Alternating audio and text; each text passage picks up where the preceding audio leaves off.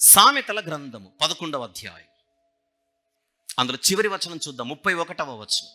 సామెతల గ్రంథము 11వ అధ్యాయం 31వ వచనం.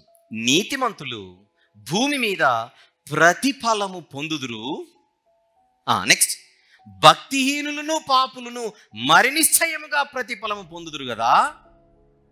అంటే నీతిమంతులనే దేవుడు వదలడు ఎక్కడైనా తప్పులు చేస్తే. అలాంటప్పుడు పాపులను వదులుతాడా? ఇప్పుడే దావీదు గారి గురించి మాట్లాడుకొని ఇక్కడికి వచ్చాం. దావీదు గారు మంచోడేనా? విశ్వాసేనా? భక్తిపరుడేనా? తప్పు చేశాడా? శిక్షించాడా దేవుడు? ఎస్. దావీదు గారు తప్పు చేస్తేనే వదలని దేవుడు ఒక పాపి, ఒక భయంకరుడు తను తప్పు చేస్తే ఎలా వదులుతాడు? అది పాయింట్ ఇక్కడ. మోషే గారిని తీసుకోండి ఫర్ ఎగ్జాంపుల్. కనాన్లోనికి ప్రవేశం దొరికింది ఆయనకు? దొరకలా. మోషే గారికే తప్పలేదు, దేవుని దండన.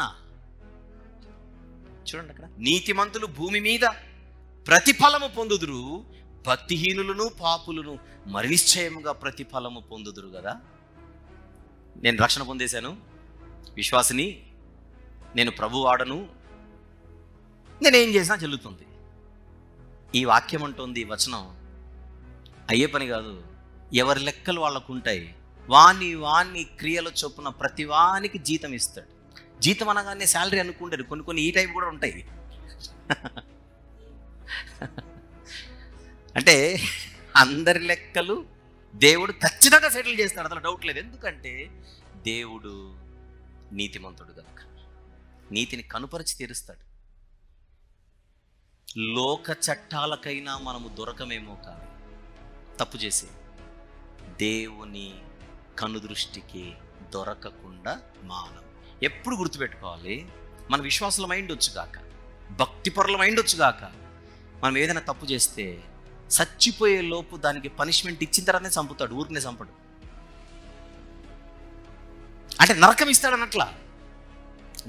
ఇస్తాడనట్లా. లెక్కలు సెటిల్ చేసిన తర్వాతనే గుండె చప్పుడు ఆగిపోతుంది. ఉదాహరణకు, నీ తల్లిదండ్రులను సన్మానించు అన్నాడు బైబిల్లో. మనం సన్మానించలేదనుకోండి, తర్వాత మనం తెలుసుకుంటాం, ఏదో అయ్యో మా అమ్మని సరిగ్గా చూసుకోలేకపోయినా, మా నాన్నని సరిగ్గా చూసుకోలేకపోయినా వస్తుంది. కానీ ఖచ్చితంగా కళ్ళు తెరిపించి తీరుతాడు. అరే, ఆ రోజు నేను మా అమ్మను సరిగ్గా చూసుకోనందుకే కదా ఈరోజు నాకు ఈ పరిస్థితి, మా నాన్నని సరిగ్గా చూసుకోనందుకే కదా నాకు ఈ పరిస్థితి. ఎగ్జాంపుల్ చెప్తున్నా. అంటే ఖచ్చితంగా మనకు ఆ రియలైజేషన్ వచ్చేలా చేస్తాడు. దేవుడు తాను ప్రేమించు వారిని గద్దించి తీరుతాడు. అది ఎప్పుడు గుర్తుపెట్టుకోవాలి. విశ్వాసులమే తొట్టిల్లుతూ ఉంటాం, విశ్వాసులమే కొన్ని సందర్భాలలో బలహీనులం అయిపోయి పొరపాట్లు చేస్తాం. మనకు తెలియదు, నేను అక్కడ తప్పు చేశాను, పొరపాటు చేశాను, మనకు తెలియదు. ఆయన చూపిస్తాడు. Once upon a time you did this. ఇంకొక ఎగ్జాంపుల్ చెప్పనా? ఎవరి దగ్గర ఒక 100 రూపాయలు తీసుకున్నాం, రేపే ఇస్తానని. రేపు బాయే, ఎల్లుండి బాయే, 6 నెలలు బాయే, సంవత్సరం బాయే. మనమే విశ్వాసులమే.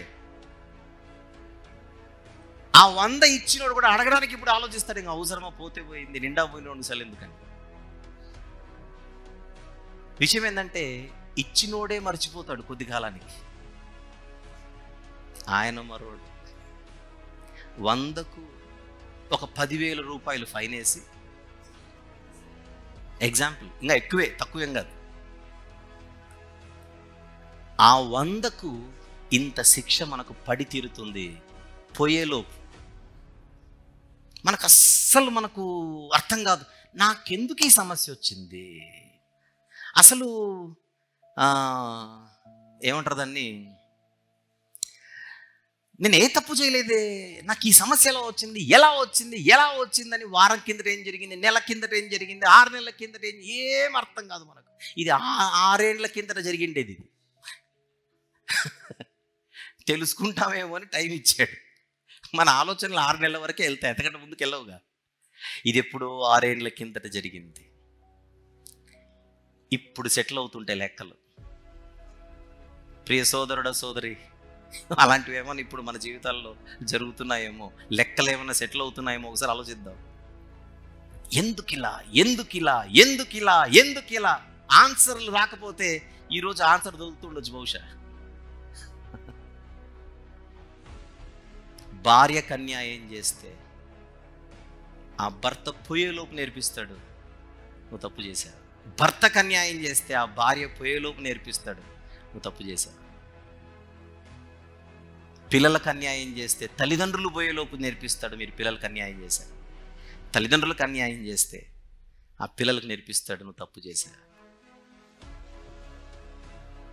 ఆఫీస్లో తప్పు చేస్తే ఆ లెక్కలు కూడా చూపిస్తాడు, నీ బాస్కు నువ్వు అన్యాయం చేశావు. బాసే తప్పు చేస్తే ఒకప్పుడు నీ దాసునికి, నీ దగ్గర ఉన్నటువంటి ఆ ఉద్యోగికి నువ్వు ఈ తప్పు చేశావు, అన్యాయం చేశావు.